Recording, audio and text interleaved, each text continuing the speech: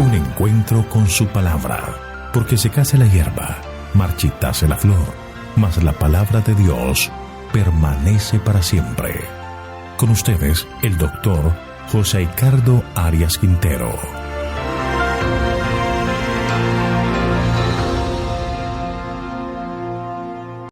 Vamos a estudiar Proverbios capítulo 16. Proverbios relativos a la vida y la conducta. Te invito a orar. Amante Padre Celestial, cuán agradecidos estamos contigo, Señor, por las bendiciones que nos otorgas. Te damos gracias por este día que nos regalas y pedimos en este momento de manera especial que seas nuestro maestro, nuestro guía, nuestro consejero en el estudio de tu palabra. Que al estudiar este capítulo de Proverbios podamos entender cuál es tu voluntad para con nosotros. Gracias, Padre, por concedernos tu bendición, pues lo pedimos en el nombre de Jesús. Amén. El capítulo 16 de Proverbios viene hablando de los planes del hombre y los planes de Dios. La mejor decisión que podemos tomar es someter a la voluntad de Dios nuestros planes para que de esta manera podamos transitar por lugar seguro. Cuando estudiamos los versículos 1 al 3 de este capítulo nos damos cuenta que el hombre hace planes de vida o piensa hacer esto o lo otro, pero Dios es quien dispone las cosas. Miremos el versículo 1. Del hombre es hacer planes en el corazón, de Jehová es poner la respuesta en la lengua. Recordemos el caso de Balaam, que por amor a las riquezas iba a maldecir al pueblo de Dios en nombre de Jehová, pero no pudo hacerlo porque Dios le dio palabras de bendición. Cuando una persona habla en nombre de Dios, Él le da las palabras. La responsabilidad humana está siempre sometida a la absoluta soberanía de Dios. Sigamos con el versículo 2. Todos los caminos del hombre son limpios en su propia opinión, pero Jehová es quien pesa los espíritus. Cuando nos comparamos con otros que consideramos más pecadores que nosotros o que han hecho cosas peores que nosotros, podemos correr el peligro de considerar que nosotros somos más limpios y que nuestros defectos o nuestros deslices son pequeños y Dios los pasa por alto. Esta persona se vuelve ley para sí mismo y corremos el peligro de convertirnos en jueces de nosotros mismos. Pero allí debemos entender que solo Dios puede juzgar las intenciones del corazón y que el Señor se guía por una norma absoluta y que solo Él puede ver nuestro engañoso corazón. Y muchas veces envía los medios necesarios para que reconozcamos nuestra necesidad de un Salvador. Elena de White aborda este tema diciendo: atañe al interés eterno de cada uno el escudriñamiento de su propio corazón y que se mejore cada facultad dada por Dios. Recuerden todos los que no hay un motivo en el corazón de hombre alguno que el Señor no vea claramente.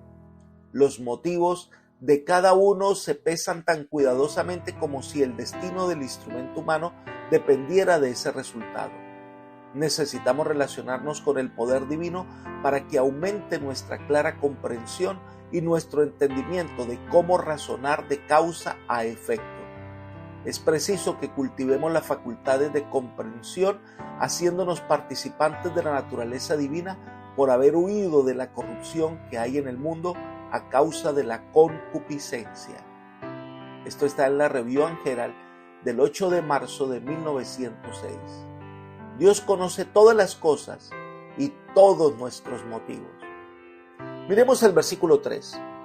Encomienda a Jehová tus obras y tus pensamientos serán afirmados. Por eso la mejor decisión que podemos hacer es encomendar al Señor nuestros planes para que se hagan realidad. Cuando una persona reconoce su propia necesidad y se vuelve al Señor en busca de conducción y ayuda en cada acto y decisión, los poderes del cielo vienen a socorrerla y a capacitarla para que haga, bajo la influencia del Espíritu Santo, todo cuanto ya había decidido. Elena de White expresa: los ángeles de Dios, serafines y querubines, los poderes comisionados para cooperar con los agentes humanos, contemplan con asombro y gozo cómo hombres caídos, una vez hijos de la ira, están desarrollando, por la enseñanza de Cristo, caracteres a la semejanza divina, para ser hijos e hijas de Dios, para desempeñar una parte importante en las ocupaciones y los deleites del cielo. Testimonios para los ministros, página 18. Dios está listo para obrar milagros en nuestra vida si le permitimos a Él que haga su obra en nosotros. La mayor discusión en algunos círculos se ha dado al leer el versículo 4. Todas las cosas ha hecho Jehová para sus propios fines, incluso al malvado para el día malo. ¿Qué quiere decir el sabio? ¿Será que Salomón afirma que Dios creó al hombre impío para la perdición? Pero no es este el sentido del texto, sino de las consecuencias de nuestras decisiones. Dios es el creador de todo e incluso de aquel que toma la decisión de la perdición. Esta traducción sugiere que el autor no habla de la doctrina de la reprobación, sino meramente del inmutable y eterno orden de las cosas según el cual el pecado lleva al sufrimiento y a la muerte. Dios no quiere que ninguno perezca o se pierda, pero la decisión la toma cada uno y Dios respeta esa decisión. El destino final de los malvados se presenta en los versículos 5, 18 y 27. Dios no puede aceptar la soberbia, versículo 5. Abominable es para Jehová todo altivo de corazón, ciertamente no quedará impune. Dios no puede hacer nada por el altivo de corazón que no siente necesidad de ayuda divina. El orgullo espiritual es uno de los más peligrosos porque se llena de suficiencia propia y no da lugar a la obra del Espíritu Santo. Elena de White nos aconseja: temed que el yo se interponga entre vuestra alma y el gran artífice.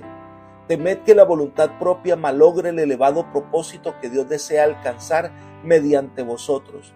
Temed confiad en vuestra propia fuerza.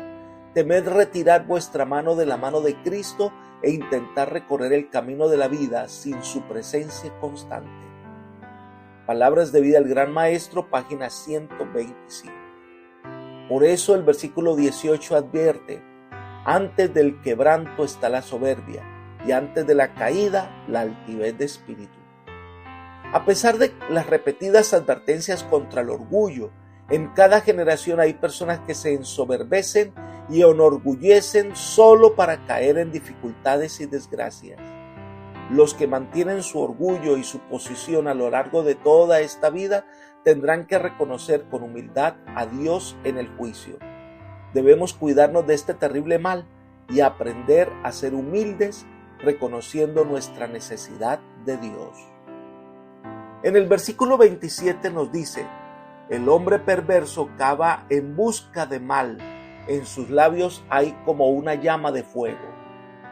Que el hombre malvado cava su propia desgracia y por sus labios, que son como fuego que enciende cualquier pleito, pues encuentra su destrucción. Los mismos impíos reconocerán en el día del juicio que son culpables por sus decisiones equivocadas. Ahora, el perdón que Dios ofrece incluye que el pecador se arrepienta de su maldad y se aleje del pecado. Versículo 6. Con misericordia y verdad se corrige el pecado. Con el temor de Jehová los hombres se apartan del mal. Dios no puede perdonar a quien no quiera alejarse del pecado. Tampoco acepta a quien, multiplicando sus ofrendas, pretenda comprar el favor de Dios sin arrepentimiento. Dios está listo a perdonar y restaurar cuando el hombre reconoce su necesidad de salvación y desea de corazón apartarse del mal. Otro tema es lo que dice el versículo 7. Cuando los caminos del hombre son agradables a Jehová, aún a sus enemigos los pone en paz con él. Cuando una persona vive como Dios ordena, su bondad suavizará a menudo la enemistad de sus adversarios, y esto sin contar la intervención especial de Dios, quien está listo para intervenir en casos necesarios, como le ocurrió a Jacob y Esaú, donde Dios ayudó para que estos hermanos se reconciliaran. Dios es la fuente de paz y hace que los hijos de Dios, aún con sus enemigos, tengan paz. Ahora, las riquezas a veces son causa de perdición para muchas personas. Por eso el sabio aconseja en el versículo 18, y voy a leer en la traducción del lenguaje actual lo siguiente: más vale ser pobre pero honrado, que ser rico pero tramposo. La misma idea se repite en el versículo 19. Mejor es humillar el espíritu con los humildes que repartir el botín con los soberbios. Lo poco que el justo ha obtenido correctamente le proporciona plena felicidad y no despierta envidia ni codicia, pero las riquezas adquiridas mediante el engaño o la explotación del pobre nunca traerán tranquilidad mental y, por supuesto, no pueden garantizar salud física. Por eso es mejor contarse con los humildes que repartir despojos con los orgullosos. Cuando aprendemos a depender de Dios y someternos nuestros planes a Él, Él se encarga de enderezar nuestras sendas. Miremos el versículo 9, voy a leer en la traducción del lenguaje actual. El hombre planea su futuro, pero Dios le marca el rumbo. Todo lo que hacemos es porque existimos con la vida que Dios nos presta y por lo tanto con su permiso. El hombre hace planes, pero debemos someterlos a la voluntad revelada de Dios. Por eso debemos decir, si el Señor quiere, haremos esto o haremos lo otro. Los consejos a un rey o gobernante se describen en los versículos 10 y 12 al 15. Leamos el versículo 10, leo en la traducción del lenguaje actual. No hay rey que cometa errores si deja que Dios lo aconseje. Un rey que se deja guiar y aconsejar por el Señor no cometerá errores al juzgar al pueblo, pero debe hacer de Dios su guía a la hora de tomar decisiones. Miremos el versículo 12. Abominable es que los reyes cometan maldad, porque con la justicia se afirma el trono. Lo que hace grande a un gobernante es obrar con justicia para ayudar al pueblo. Ningún gobernante debe tolerar la impiedad, pues le impide ser justo. Un gobernante debe rodearse de gente honesta. Eso le ayuda a ser bueno. Un contraste interesante se presenta en los versículos 14 y 15. La ira del rey es mensajero de muerte, pero el hombre sabio la evita. En la alegría del rostro del rey está la vida, y su favor es como nube de lluvia tardía. El déspota ejerce su poder arbitrariamente, su desagrado significa muerte. El hombre justo mantiene una relación prudente con un rey de esa naturaleza. Ahora, un rey que piensa antes de actuar, que busca hacer el bien, su protección es como la lluvia tardía que hace madurar la tierra para la cosecha. Un llamado a la honradez nos hace el sabio en los versículos 11 y el versículo 17. Hay una advertencia clara en el versículo 11. Las balanzas y el peso justo son de Jehová, obra suya son todas las pesas de la bolsa. La honradez en los negocios se basa en los eternos principios que rigen el gobierno de Dios. En todas las transacciones que hagamos, seamos justos. No alteres ni la balanza, ni el peso, ni el valor de las cosas. El siguiente comentario es importante. Un fraude en cualquier transacción comercial es un pecado grave a la vista de Dios, pues los bienes que manejan los hombres pertenecen a Dios y se los ha de usar para la gloria de su nombre, si es que los hombres quieren ser puros y limpios ante la vista de Él. La religión que lleva en la mano la medida escasa y la balanza engañosa es una abominación a la vista de Dios. El que alberga una religión tal será avergonzado, pues Dios es un Dios celoso. Carta 8 del año 1901. El Señor nos manda que seamos íntegros en nuestro actuar. Miremos el versículo 17. El camino de los rectos se aparta del mal. Su vida protege el que guarda su camino. El camino de los rectos se eleva por encima del mundo y sus tentaciones que seducen al pecador y lo llevan a la ruina. El que quiere estar en armonía con el plan de Dios examinará cuidadosamente el camino que transita para cerciorarse de que no se ha descarriado. Ahora, hay algo más valioso que el oro o la plata, es la sabiduría y el entendimiento. Versículo 16. Mejor es adquirir sabiduría que oro fino, y adquirir inteligencia vale más que la plata. El favor de los reyes suele proporcionar más prosperidad material que progreso intelectual.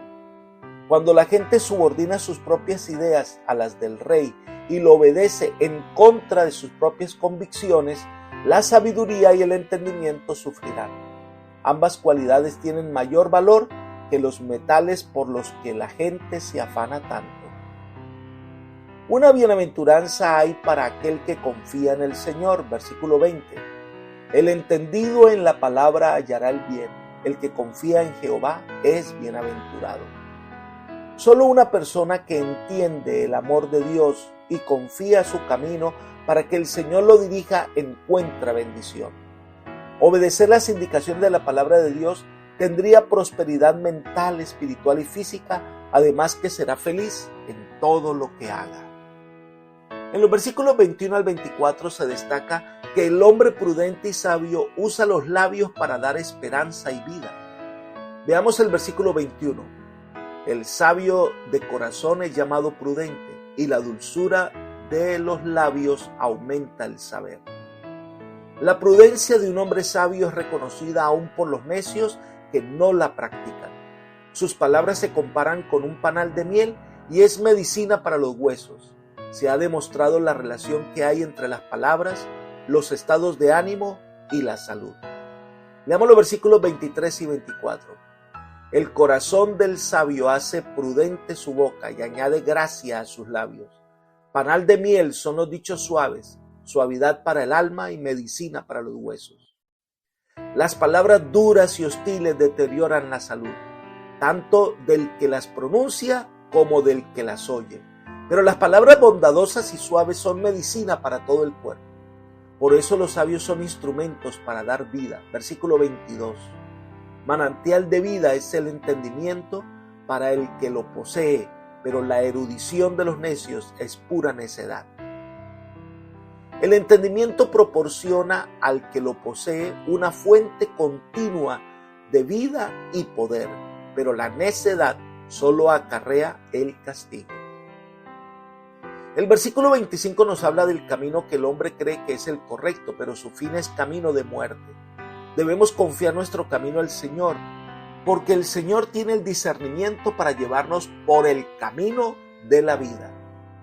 Las personas sienten necesidad de trabajar para cubrir sus necesidades básicas. Leamos el versículo 26 en la traducción del lenguaje actual. Mientras más hambre se siente, más duro se trabaja. La necesidad de alimentarse, vestirse y abrigarse por lo general obliga a la gente a trabajar.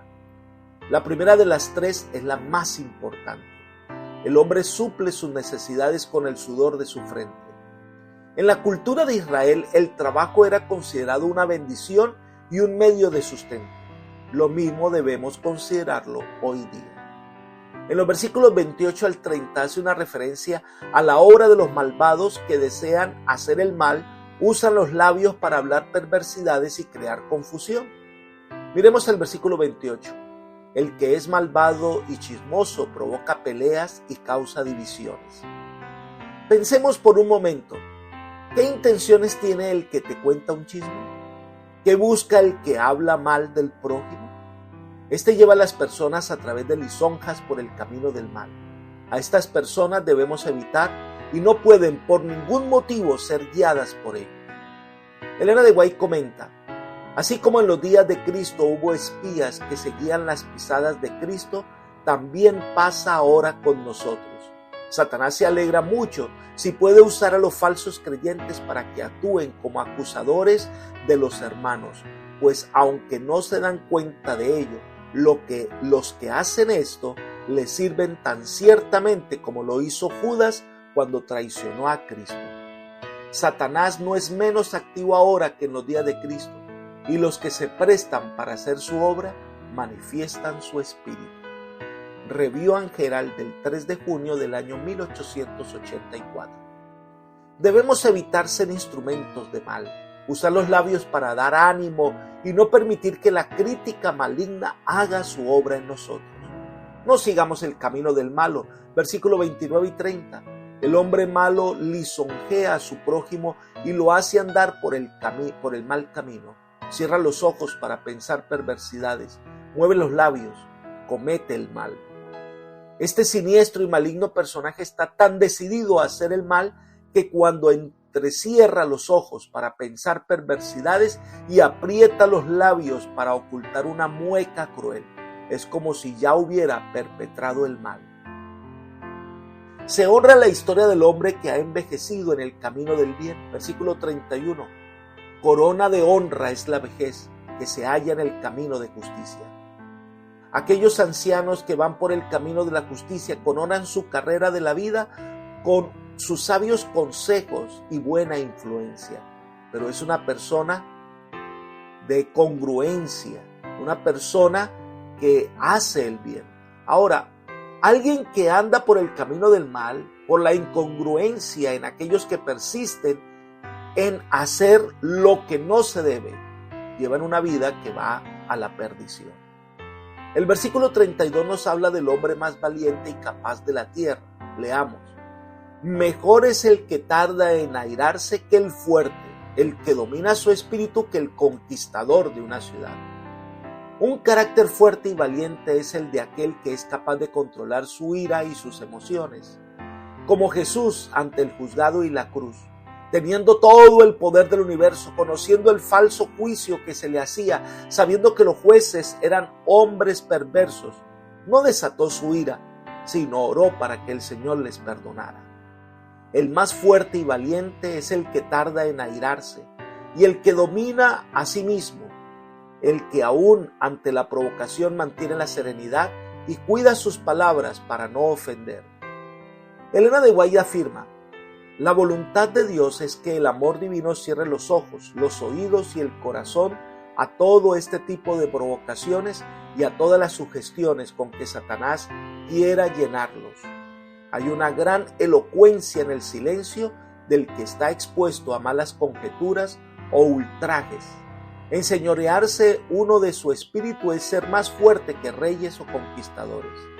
Un cristiano induce a los demás a que piensen en Cristo. Será afable, bondadoso, paciente, humilde y sin embargo valeroso y firme para defender la verdad y el nombre de Cristo. Manuscrito 24 del año 1887. Seamos más como Jesús y menos como el mundo actúa. Y finaliza este capítulo como comenzó en el versículo 33. Las suertes se echan en el regazo, pero la decisión es de Jehová. En la traducción del lenguaje actual leemos, el hombre propone y Dios dispone. El hombre echa suertes, pero la voluntad es de Dios. Dejemos entonces que Dios dirija nuestro camino. Dejemos que Dios disponga nuestro caminar. Dejemos que Él enderece nuestra senda, porque Él ha prometido guiarnos por sendas de justicia por amor de su nombre. Y ha prometido llevarnos al reino de paz y salvación eterna. Sigamos entonces confiados a la senda que Dios ha marcado. Apreciado amigo y hermano, hemos estudiado un capítulo cargado de lecciones prácticas para la vida. Puede ser que alguno se sienta abrumado y piense que nunca logrará esos ideales divinos y se desanime. Pero la verdad es, Dios es quien puede lograrlo en tu vida. Lo que tienes que hacer es venir al Señor y tomarse de su mano, y Él es quien te dará fuerzas para ser vencedor. Que esa sea tu experiencia hoy, que camines con el Eterno y Él traiga paz a tu corazón. Esa es mi oración por ti. Amén.